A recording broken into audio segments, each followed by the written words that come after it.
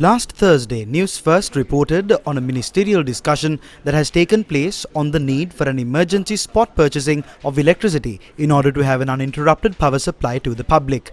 In order to do so, the CEB has proposed to increase the electricity tariffs once again.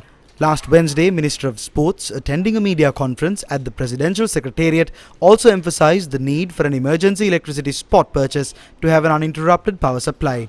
20 days after it was decided to lower the electricity tariff by 14% on the 21st of July, the General Manager of the Ceylon Electricity Board, in a letter addressed to the Director General of the Public Utilities Commission, requested the Commission to grant permission to increase electricity tariffs once again, and in this letter the General Manager of the CEB has cited three main reasons for his request.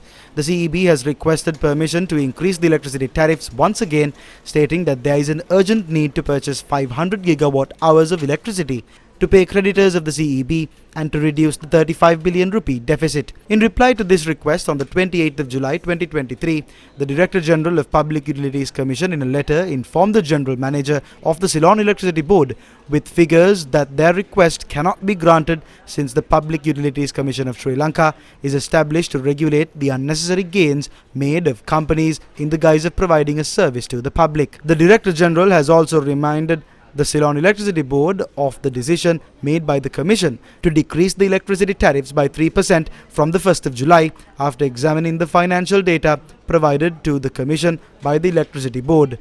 According to this data provided by the Electricity Board, during the last 6 months, the total estimated expense of the Electricity Board was 280.46 billion rupees. This includes the expense for the proposed 15 billion loan to pay off the creditors of the CEB with an interest of 25.5%.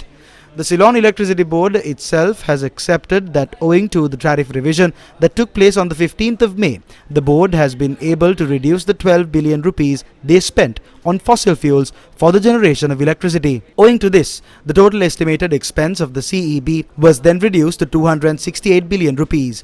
Even still, after considering the data provided by the board, the PUCSL has allowed the board to generate an income of 293 billion rupees during the last 2 quarters of the year.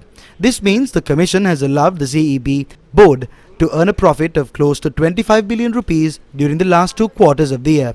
While appreciating the proposal made by the CEB to decrease the electricity tariff by 3%, the PUCSL pointed out that the tariffs can be reduced by 14% and not just by 3%. Does this mean the decision taken by the PUCSL to reduce the electricity tariff by 14% instead of the proposed 3% is wrong? If this decision is wrong, why did the Director General of the Ceylon Electricity Board, in his letter requesting to increase the electricity tariffs once again, praise the earlier decision taken by the Commission to reduce the electricity tariffs by 14%?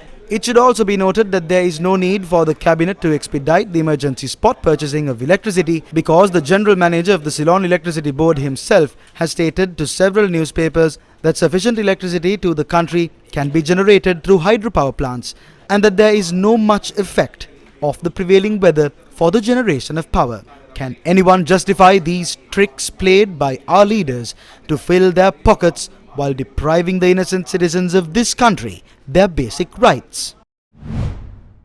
Meanwhile, the CEB Workers' Union says that there is no shortage of electricity generated within the country. There is no shortage of electricity generated in the country. Our demand is 2,300 megawatts. We already generate 4,000 megawatts.